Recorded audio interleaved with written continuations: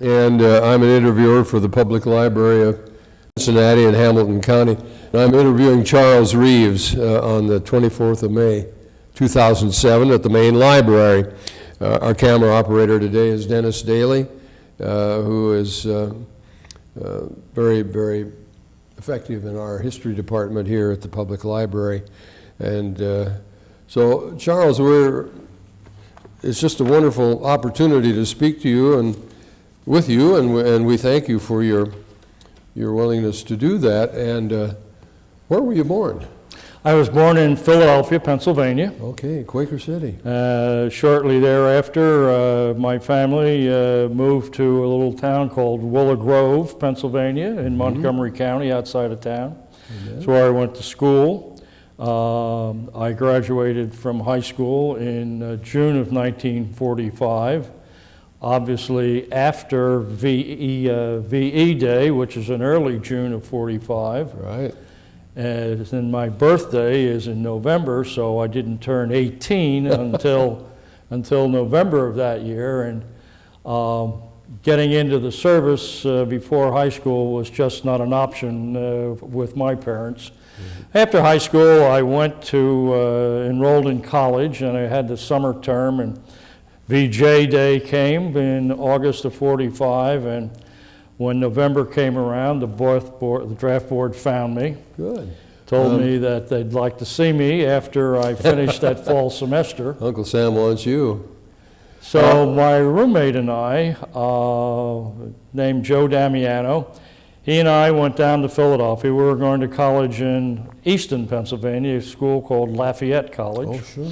Heard of that, you bet. Went down to Philadelphia and enlisted in the Army.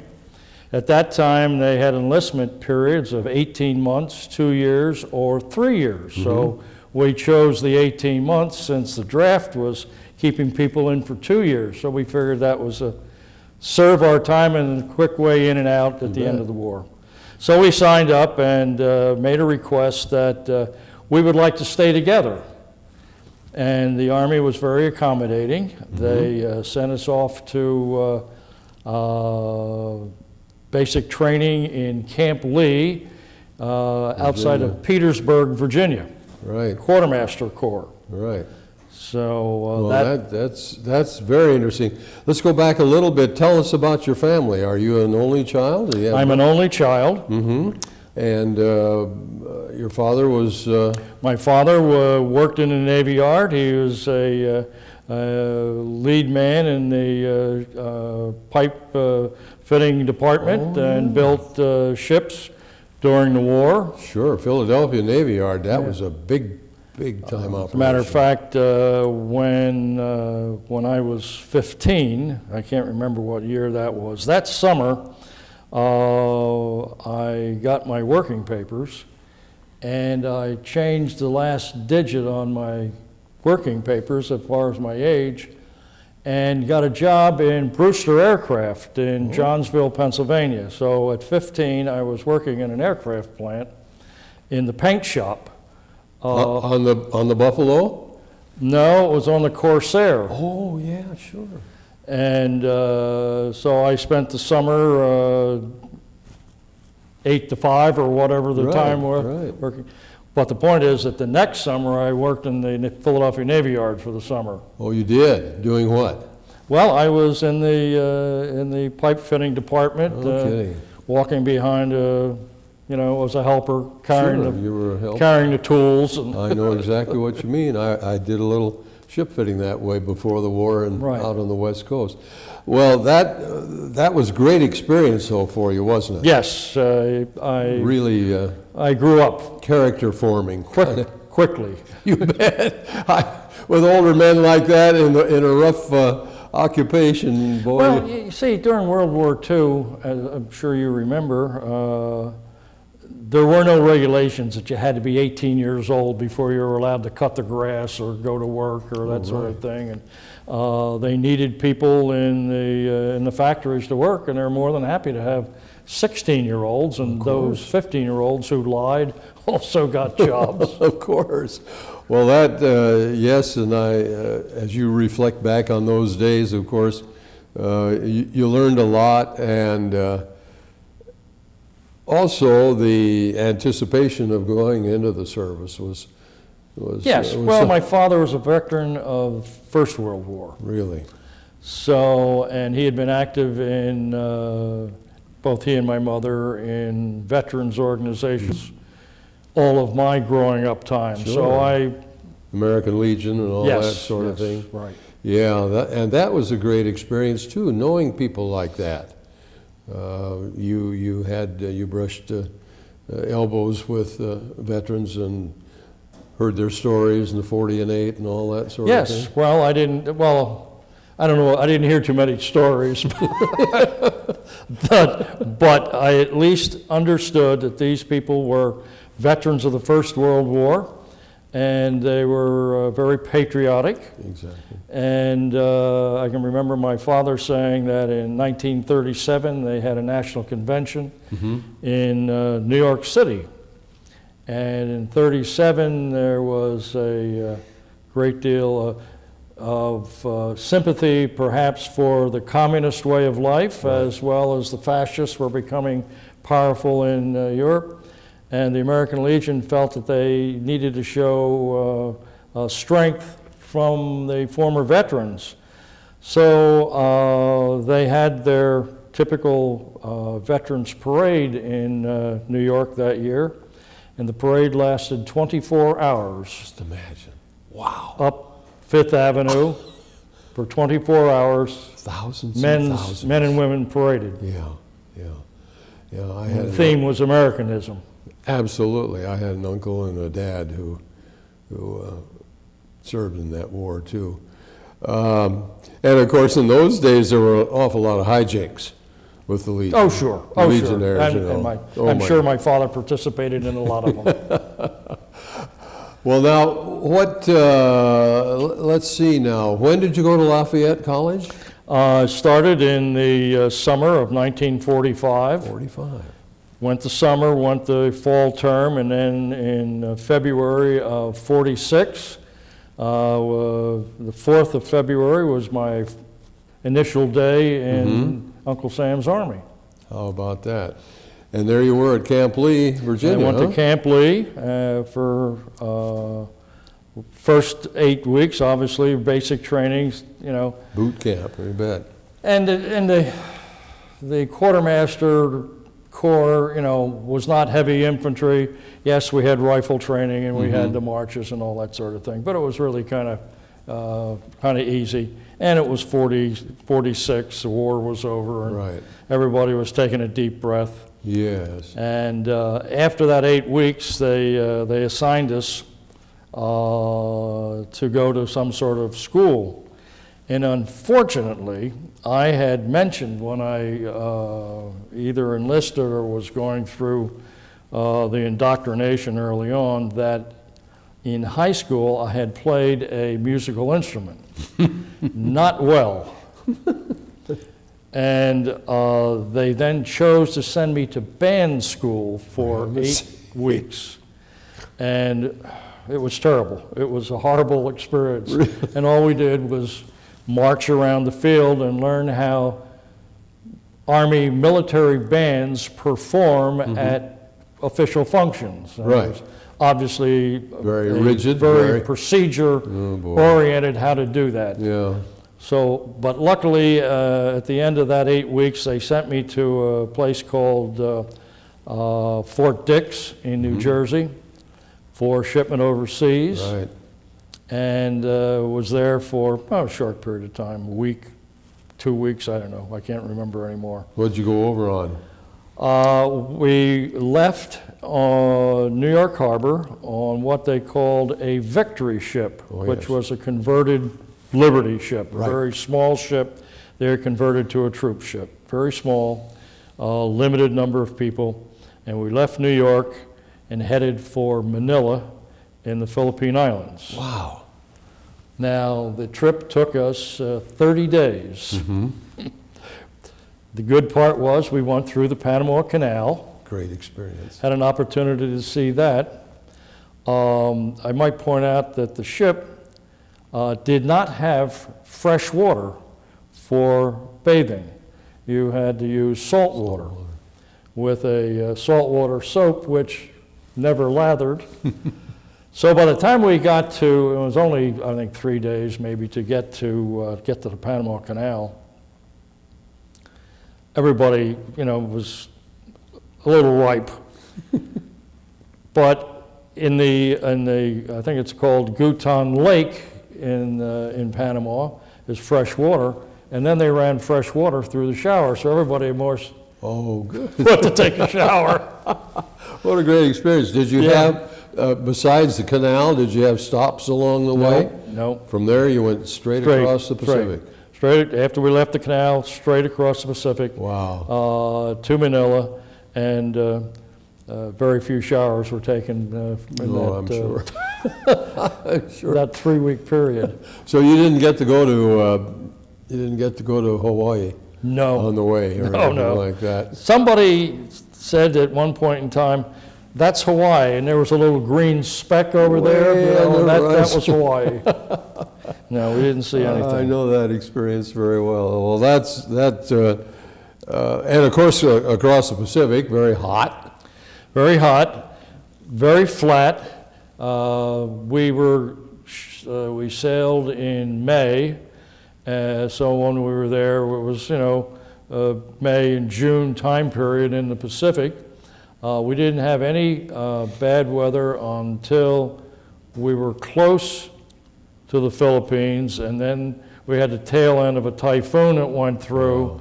So we had a lot of rocking up and down, and of course, as you may or may not know, on these vessels, the toilet facilities are rather primitive, basic large troughs. Yep. And in the heavy sea, it sloshes back and forth, and it's an interesting. All right. Was that a Kaiser-built ship? Do you know?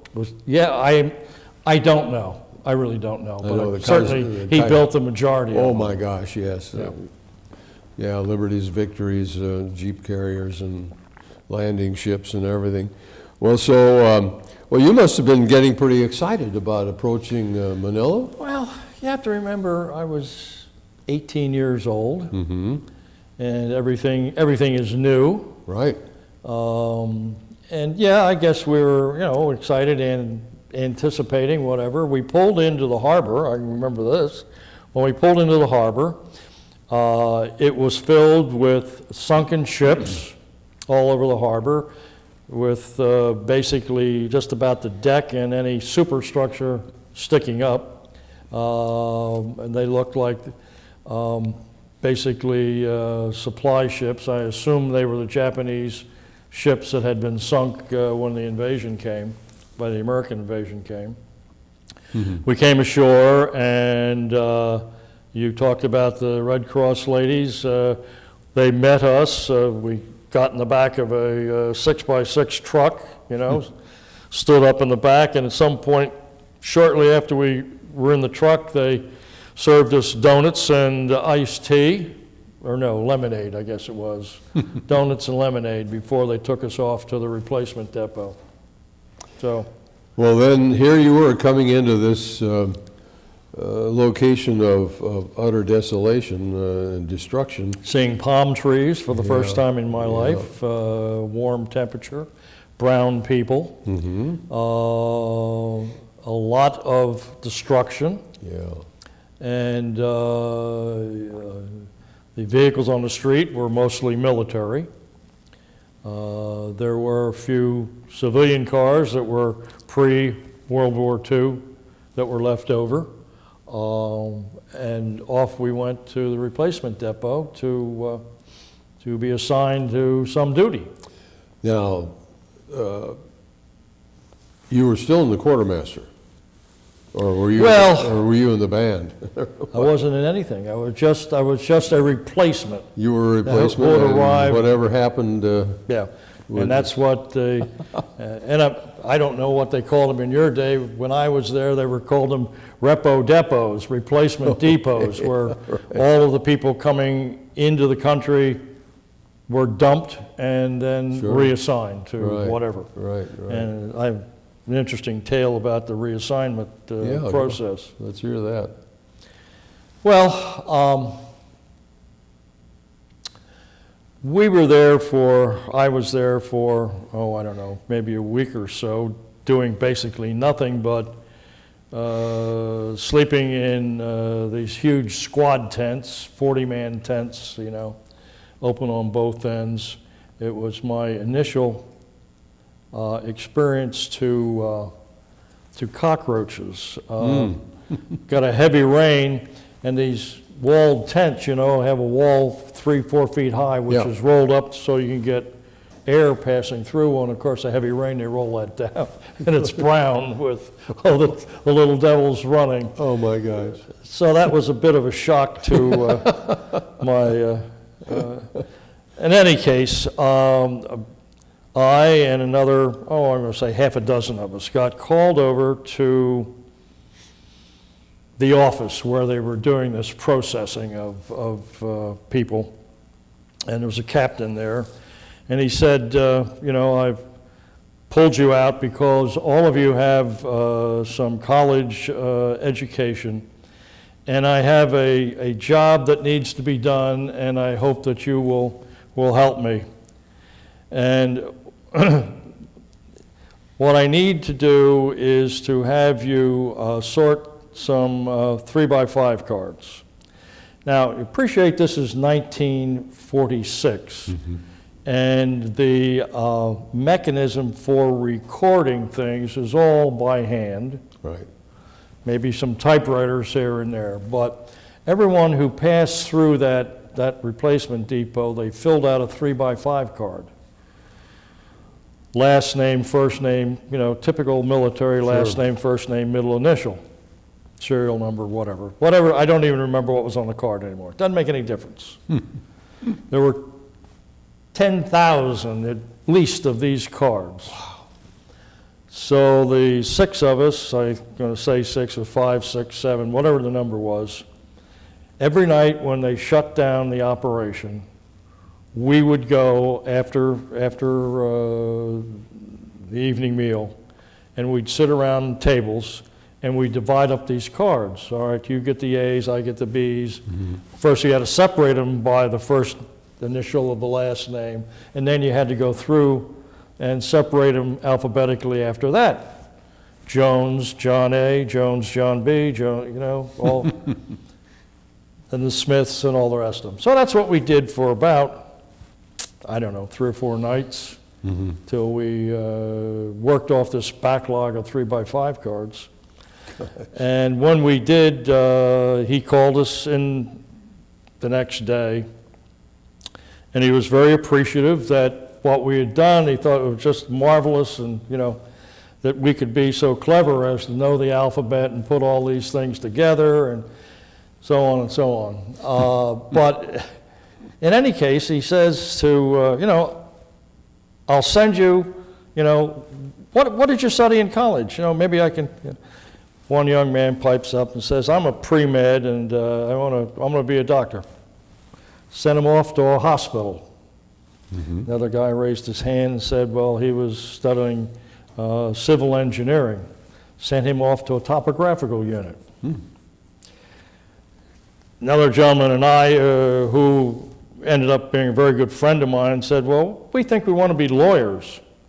So he said, okay, I'll send you to the judge advocate's office. And that's what happened. That's the way I end up in the Judge Advocate General's office for the Southwest Pacific. What great experience, my gosh. So for all the people who say the Army puts the square peg in the round hole, Not necessarily. didn't apply. No. With a half a dozen of us, we did something, he was appreciative, and he Sure. sent us, Oh, that's wonderful. Well then, how long were you in Manila? Where he sent us was to the headquarters of the Southwest Pacific, for the Army, which was located at what would previously have been the Philippine University. It was outside Manila, and when we were there, they had 2 large permanent concrete buildings, I'll call them, typical tropical buildings with open windows so that you get the breeze through, and very solid, luxurious kind of buildings. And around this, the Army had created a massive base. And I don't know how many people were on this facility, but I'm going to say certainly maybe in the thousands, because they had the headquarters there for every branch of the Army: quartermaster, traffic, transportation, chemical, et cetera, et cetera, et cetera. They're all there. They're all staff were there. They had generals all the way down to buck privates like we were. So that's where we ended up. And when we settled in, they took us over to, I guess, the sergeant, I don't even remember anymore, but the sergeant at whom we reported to took us to work, which is the Adjutant General's office. And it was staffed by the adjutant, or I'm saying Adjutant General. I mean, what am I saying? Judge Advocate. Judge Advocate. It was staffed by the Judge Advocate, who was a full colonel. And there was a major. They had a colonel. They had a lieutenant and several civilians handling the war crimes trials. Oh, yeah. And a whole group of Filipino civilians who were working in the office, and a sergeant, a master sergeant, and a buck sergeant who was working in the war crimes area, and we two buck privates. And so they gave us a couple of manuals to read about courts-martials and how they're handled and what you do and so on and so on. And we had no idea what we were going to be doing there. As it turned out, we ended up doing things like going to get the mail. The colonel really didn't care. He had a staff car, but he really didn't care about it, and had been given warning by the motor pool that if he didn't take care of his vehicle, they were going to take it away from him. So we had a job one day to take the colonel's car down to the motor vehicle or the motor pool, get it serviced. It had cobwebs in the back seat. Four-door sedan, had cobwebs in it. Get that cleaned out. One of the tail lights and the red glass on one of the tail lights was broken. So we had to get that replaced. Well, on the base there were a series of Japanese prisoners who were still there and doing grunt work, basically. They worked in the motor pool, they worked around the base, cleaning it up and that sort of thing. So we offered one of these guys, one of the Japanese prisoners, a pack of cigarettes if he would find a replacement for that glass on the back of the colonel's car. Well, it didn't take him long. I don't know who he stole it from, but it didn't make any difference. The colonel's car was serviced and back in service again. So that's, and then after we were there for a while, they allowed us to start to look at courts-martials. Now, I'm not sure how familiar you are with the court-martial procedure in the military, but as far as the Army is concerned, a summary court-martial is a maximum of 30 days incarceration, and then there's a special court-martial, a maximum of 6 months, and then a general court-martial. And all of the court-martials in that Southwest Pacific came to that office to be reviewed to make sure that the court who handled that court-martial did everything properly. To make certain that the accused got a fair trial and was, everything was done properly. And that was the function of that area there. So they allowed us to look at some of the summary court-martials and make comments, and we have an outline. They had to do this, to make sure that that was on the paperwork, and then we sign off and so on. I while I was there in that department, and my friend, his name was Ray Dietz, while we were there, one day the sergeant said to us, tomorrow you're going to drive one of the civilians working in the war crimes section. So be wherever. I don't even remember where we picked the man up at whatever time. Early in the morning, I'm sure. So we sit in the front seat, and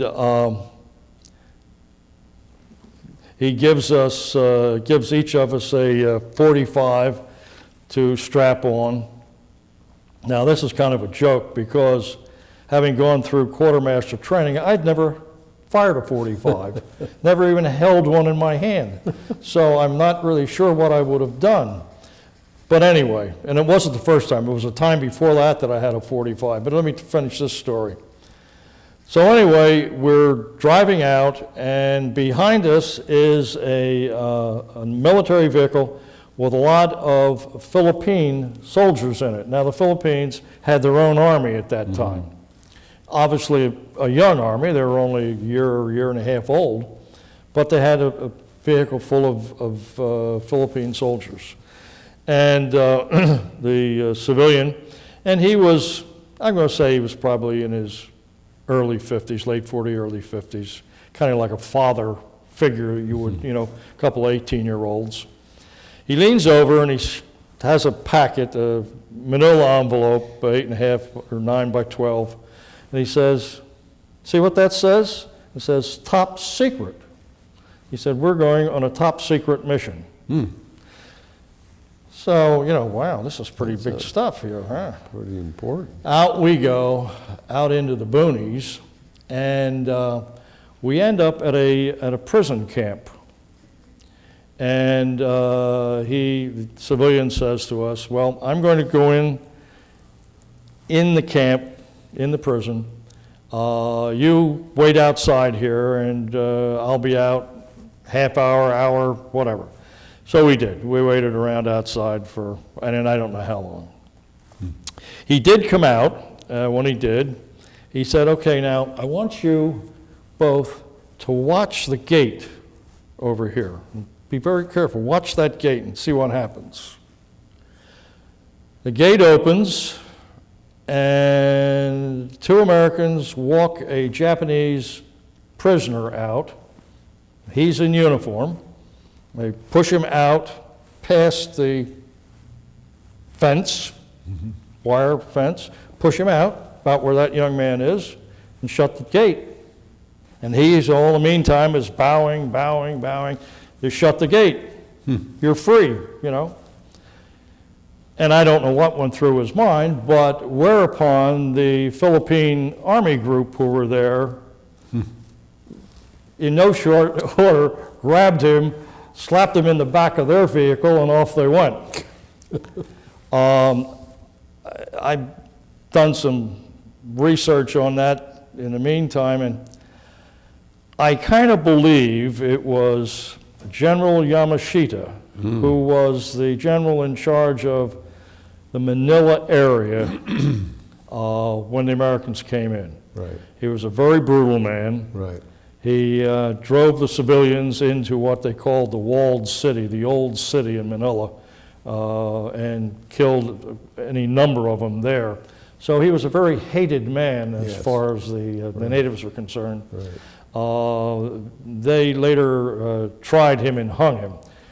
But the point is, the Americans had him and they turned him over to the Filipinos. Locals, yeah. Yeah, because they felt it was a sovereign nation, and they, much like what is happening in Iraq today. Right, exactly. Well, that's very interesting. I was going to ask you about if you had any contact with or knew anything about General Hama, the Japanese general who was in charge of in the early part of the war when when we lost Corregidor and Right. Baton and so forth. He was a very vicious man too, and I think he later committed. He led the death march, I'm Yes, sure, he or was did. responsible for it. Up to Cabanatuan Yeah. and so forth. And I think he was, as I recall, he was hanged, killed. He was found in the trial. He was Yeah. found guilty. Of course he was. Well, my gosh, here you are. Here I am, 18 Young years. Reeves with all this heavy 18 stuff, the 18. JAG office and As a everything. matter of fact, I may not have been 18. I don't even know whether it was I know. before or after my 18th birthday. I may have been 17 when all this crazy stuff has gone on. You know, I I mean, should say. um, Well, I- did that influence you in your future life at I all? left that group because I quickly determined that the TO, the table of organization, did not have a lot of space for growth. So I went to, luckily being in the headquarters operation, I went to a gentleman who was in the Inspector General's department, told him of my situation, that I didn't think as a private I was going to get much beyond that, and I was tired of going and getting mail and picking up cokes and all of the, the grunt work. So he got me a transfer to a office of the headquarters commandant. Now, in a big post like this, there has to be somebody who is responsible for the operations of the post itself. And he was a full colonel, and he also had responsibility for some outlying military Army operations. I don't know whether they were, I think they were basically infantry, some small infantry groups outside the post. And I eventually, after a young man who trained me was leaving, my responsibility, and I worked for a captain there, and my responsibility was to create the court-martial boards, and specifically for officers. Because a court-martial board for an enlisted man, they pretty much handled at the local level. You could have a couple of officers and that's all you needed.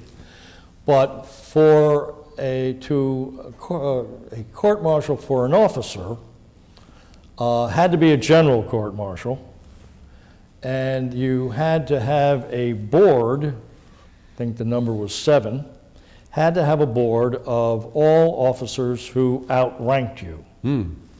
Now, I assume you know that in the military, your date of rank ranks you with your compatriots. If you're a second lieutenant and you were commissioned yesterday and I was commissioned the day before, I outrank you. That's exactly. So my job was, as officers were charged, was to go to this, and I had a list of companies and areas and where I could go to solicit officers to serve on a court-martial board which would try this particular officer.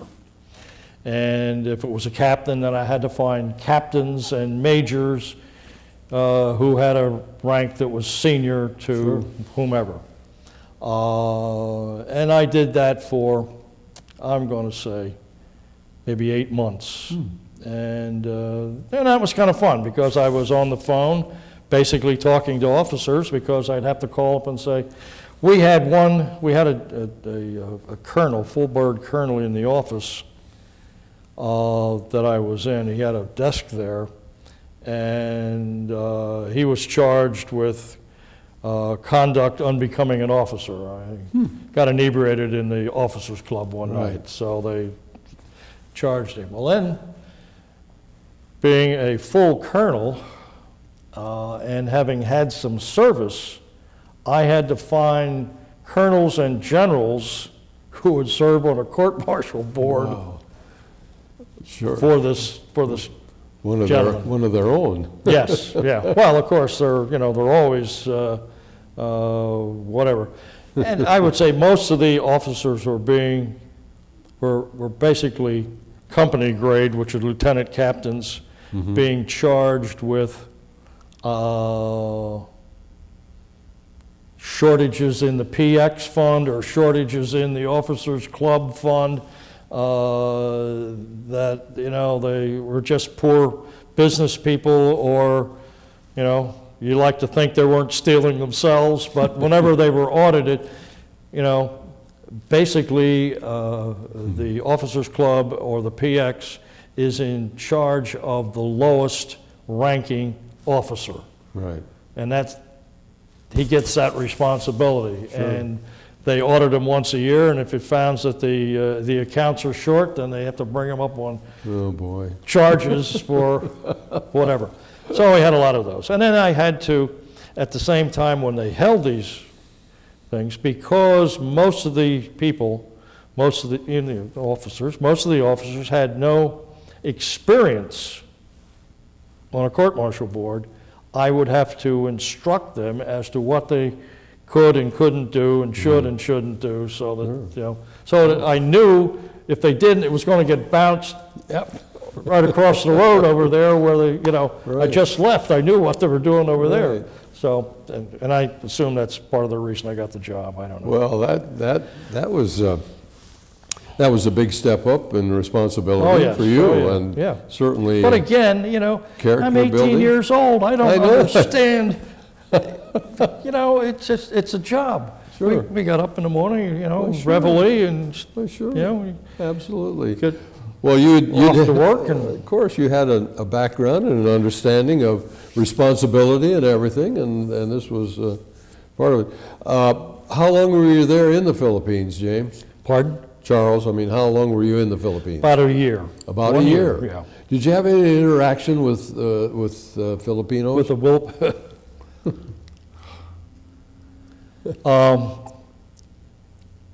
Manila in 1946 and 47 could probably be best described as much like the American West in the 1880s. Wow. Wild West. Is just open, open. And here again, you dump a bunch of 18, 19-year-old, 17, 18, 19-year-old kids in here. Right. You learn that life is a little different Sure. than,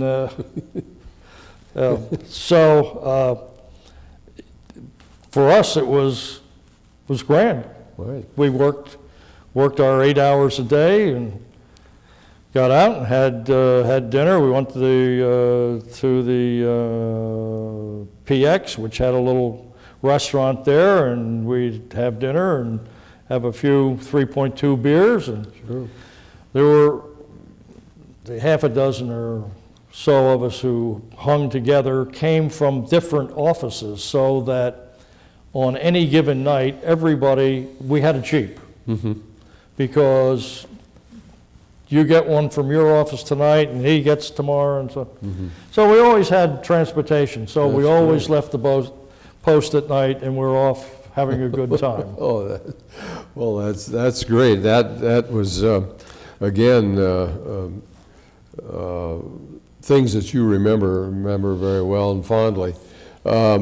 You talk about friendships in the service, and do you have any left today who? No, I don't. As a matter of fact, I came back, I think all of my friends left before me, and on the way home, I came home by way of San Francisco, a much shorter trip on the way back, and the seas were a lot more swelling, up, down kind of thing. Maybe it's because we were in the Northern Pacific, but anyway. Came into San Francisco, and then I took a train to Chicago, and I had my first and best friend lived in a little town north of Minneapolis. So I stopped there and spent a couple of days with him. Then I came and stopped in Cincinnati. I knew a friend who lived here in Cincinnati. So I spent a couple of days here. We saw a Reds game one night. In fact, the night we went to see the Reds was the day after Ewell Blackwell threw a no-hitter here. Oh, boy. So, and I guess that was, maybe lightning will strike twice, so we went to a game.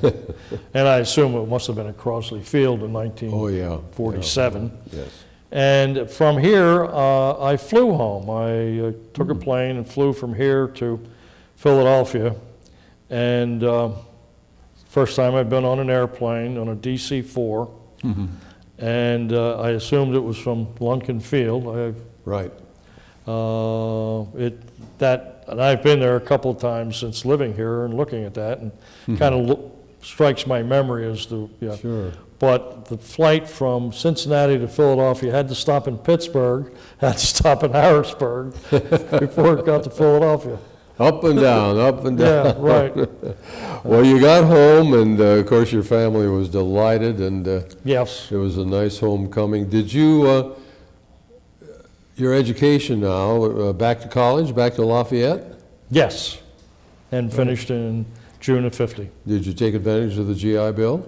Yes, absolutely. Oh boy, that was a savior for Oh, all absolutely. I don't know how I'd have made it of us. otherwise. I know it. We're all in the same Yeah, boat on yeah. that. That was one of the greatest things that really, and a really remarkable thing when you think about it and kind Yes. of analyze it. Yes. That- And I don't that- know exactly whose idea it was. I don't either, but somebody.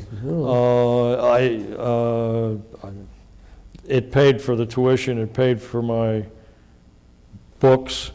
Right. The $75, I guess it was 75 that we got on a monthly basis, paid for my room rent, and I waited on tables for my meals. Sure. Oh, yeah. Very, very common practice, and again, really delightful time. I can remember my days in that too. But No, I don't want to give you off with a bad impression of me and the native Filipinos. You're doing great. They were delightful people. We had a number of them working in the Judge Advocate's office where I worked, and we had an off-base enlisted men's club where every Saturday night they had a dance, and the young ladies would come, and it was a rather attractive building, and so that's where we went on Saturday nights, and a lot of the girls that worked in that particular office were there also. So we did have that kind of interaction also. Right.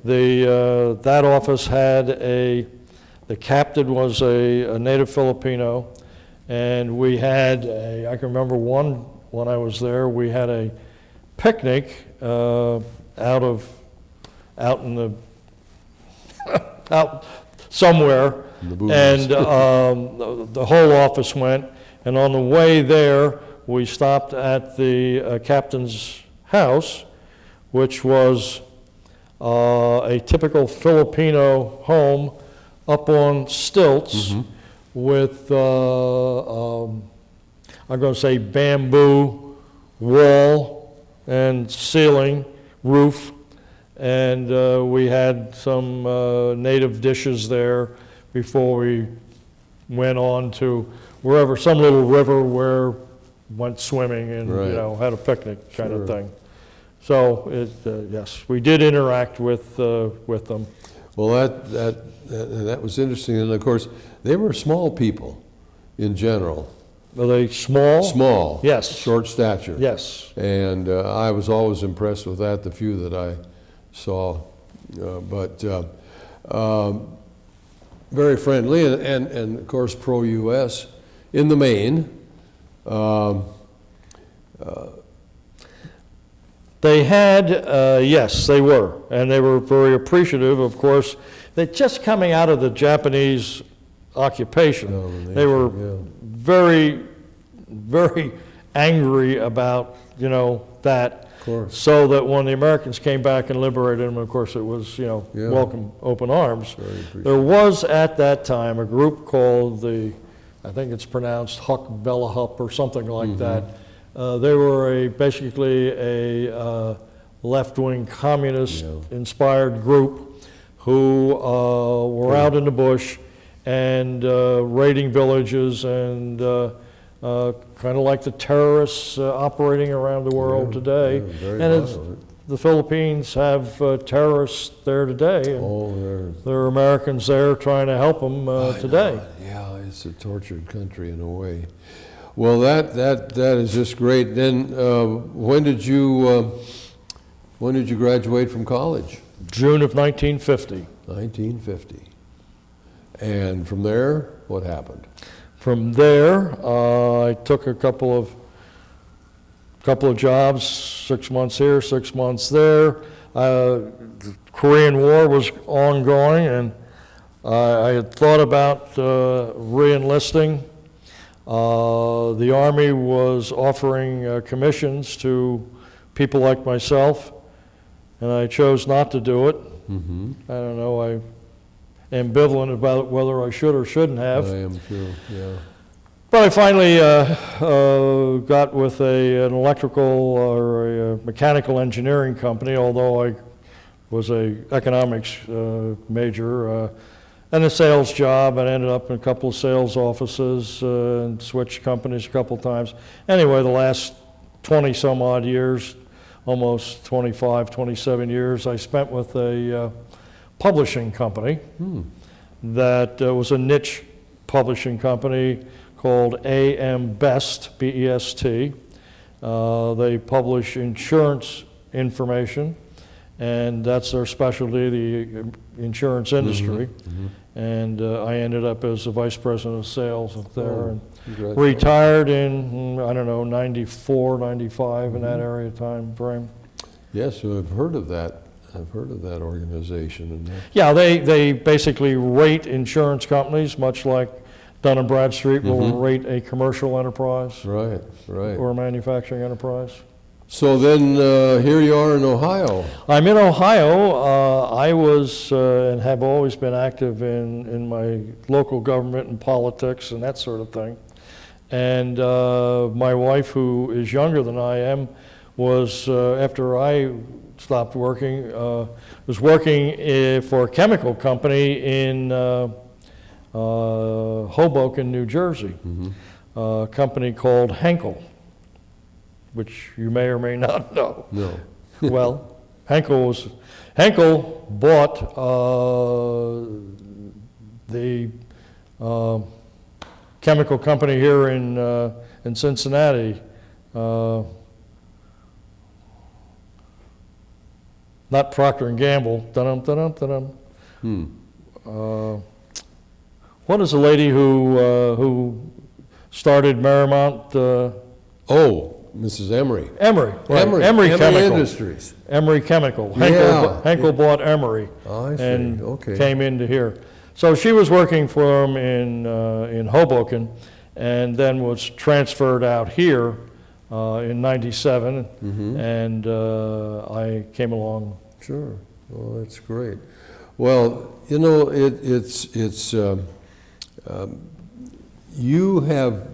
you've really filled a gap for us on these interview things, because you're you covered a period of time that we've had little contact with here, and it's been invaluable to learn about your position in the post-war Army for one thing, and then being 8,000 miles away from home. Yeah, and it was operating. It was basically an 8 to 5 job that we were doing in a large corporation. Yeah. And we were in one of the departments of the corporation. Absolutely, absolutely. Well, it's a very, very interesting story that you tell, and we certainly thank you for that. You have a family here, do you, in Cincinnati? No. All of our children are in New Jersey, which Okay. is where I gravitated and spent 40 years in that part of the world. Sure. And so all our children are in there. I see. Well, that's interesting, and of course you're living out, you say, between Milford and Loveland somewhere. Yes, in Miami Township. Oh, yeah, Miami Township. Well, that is a growing neighborhood out there. Very, very, a very wonderful place to live. And I know what it's like to be from somewhere else. Although my wife and I have lived in Cincinnati for 52 years. We came from the West Coast originally after the war. But anyway, what you've imparted to us, Charles, is invaluable, and of course, not only for history and for the archives, but for your family. Well, thank you. I'm delighted to have This is an the opportunity. important thing. And anything else come to mind that we haven't covered? No, the only vignette that I didn't tell you is that when I first got to my first assignment in the judge advocate's office, the lieutenant there and I went into Manila to pick up the payroll. Now you know how the military does the payroll. Everybody gets paid in cash. Sure. Or at least in those days they did. Everybody gets paid in cash. Yeah. So we had to go into Manila in a Jeep to get the payroll. You had sidearms? So the first thing he does is when I get in and he drove, he handed me this 45 and said, put this on. And that's when it went through my mind, if somebody tries to hold us up, what am I going to do? Am I going to ask them, how do I get the safety off, and where is the safety? What do I do with this crazy thing? Luckily, nobody tried to hold us up, and I didn't have to make a fool out of myself by raising my hand and asking. So, that was my first experience. The second was on the top secret trip out to some prison camp. Only 2 times I handled a firearm when I was overseas. I should say. Well, that's very interesting, and again, you're filling in history here that is very, very interesting, and we wish you well, and you look healthy, and keep it up. And it's been a real pleasure to be with you, Charles. Thank you for the God bless, invitation. and, Thank you. Thank you to the library for allowing us to do this. Yeah.